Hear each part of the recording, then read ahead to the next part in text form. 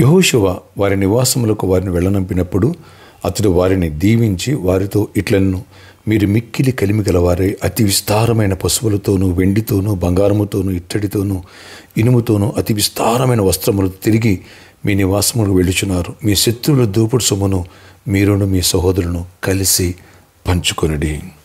యెహోషువ గ్రంథము 22వ అధ్యాయము 7-8 వచనాలు. Praise Jesus. ఈరోజు జాన్ 8 వెడ్నెస్డే. Good morning. పరలోకనేశ్వర సంఘ బిడ్డలకు, ఆత్మీయులకు, దైవజనులకు, ఇతర రాష్ట్ర దేశాలు మన ప్రియులందరికీ కృపాక్షేమలు విస్తరించునుగాక. Happy new year friends. ఇక్కడ ఒక సత్యాన్ని గ్రహించండి.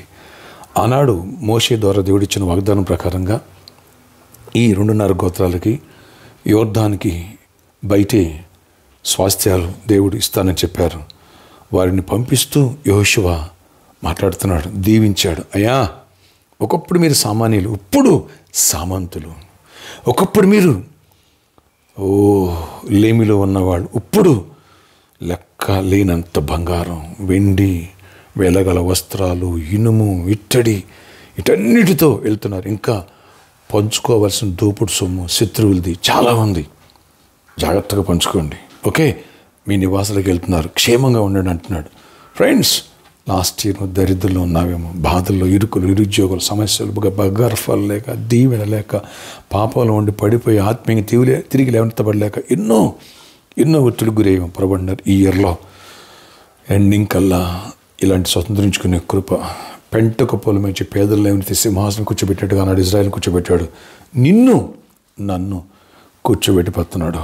ఆయన ఒక మాట ఇచ్చాడా, అంతే. దీవెన వెనకాల దీవెన, ఆశీర్వాదం వెనకాల వరద, ఫ్లడ్ వచ్చినట్టుగా వచ్చింది ఇజ్రాయెల్కి దీవెన. మార్గ మధ్యలో ఇంకా కానానికి వెళ్ళలేదు. హల్లెలూయా. మధ్యలోనే ఇంత దీవెన. శత్రులు దోపు సొమ్ము ఇంకా పంచుకోవాల్సి ఉంది. ఇప్పటికే టన్నులు గోల్డ్.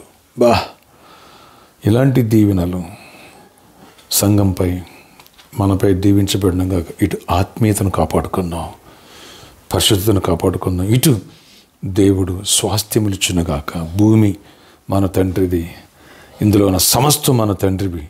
దేవుడిని దీవించలేడా? దీవిస్తాడు. విశ్వాసం ఉంచు, ప్రవచించు. ఆయన ఒక్క మాట సెలవిస్తే చాలు, తరతరాన్ని దరిద్రం పారిపోద్ది. ఎండింగ్ ఫెస్టివల్స్ ద్వారా మరింతగా దేవుడు మనల్ని దీవించి బ్రేక్ త్రూ ఇచ్చునుగా, ప్రతి సమస్య నుంచి బ్రేక్ త్రూ ఇచ్చునుగాక, ప్రతి వ్యాధి నుంచి బ్రేక్ త్రూ ఇచ్చునుగాక, గడుతనం పోవునుగాక, కుటుంబ కలహాలు పోవునుగాక, నిరుద్యోగం పోవునుగాక, అప్పులు పోవునుగాక, దరిద్రం పోయి అతి విస్తారమైన దీవెనలు ఈ ఇయర్లో పొందుకోబోతున్నావు.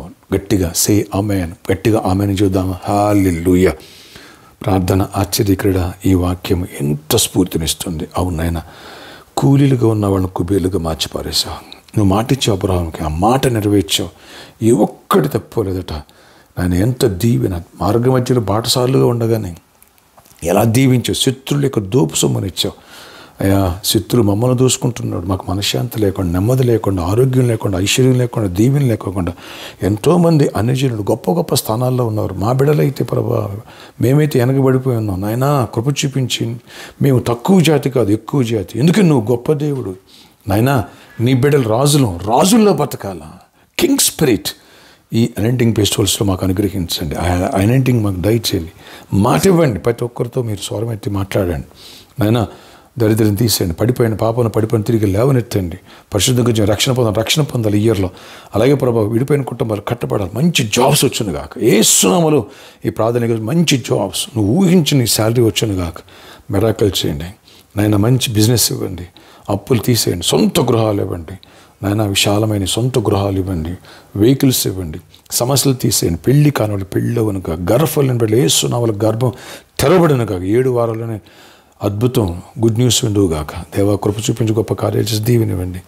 సమాధానం, గర్భిణీ స్త్రీల క్షేమాన్ని, సుఖప్రసవాన్ని, విద్యార్థులను దీవించండి. డలర్స్గా ఉన్న వాళ్ళు టాపర్స్గా మారిపోనుగా. యేసు జ్ఞానంతో నింపండి. కాంపిటేటివ్ ఎగ్జామ్స్లో గుడ్ రిజల్ట్స్ ఇవ్వండి. రాయిపోతున్న కృపనివ్వండి. ఈరోజు బర్త్డే, వెడ్డింగ్, యానివర్సరీ బిడ్డలను దీవించి దీర్ఘాయుష్ కృప, సమాధానం వచ్చి జీవనివ్వండి. యేసు నామములో నాయన సర్కస్ గ్రౌండ్ వాళ్ళకి మంచి మనసు నీకు వందనాలు నాయన. ఈ 9 వారాలకు ఉంటారు, కృపనిచ్చావు. స్తుతులు. వారిని కూడా దీవించి, వారి యజమాని కూడా దీవించి ఆశీర్వదించండి. కృపనివ్వండి. ఆ ఈడీ రైట్స్ అయి జరిగిన వాళ్ళ మీద దయతో వెసులుబాటు కృప చూపించండి. అన్ని విషయాలు దీవెనివ్వండి. మీతో మాతో ఉంచండి. యేసు నామములో ప్రార్థిస్తాను. ఆమేన్. May God bless you all. Have a nice day.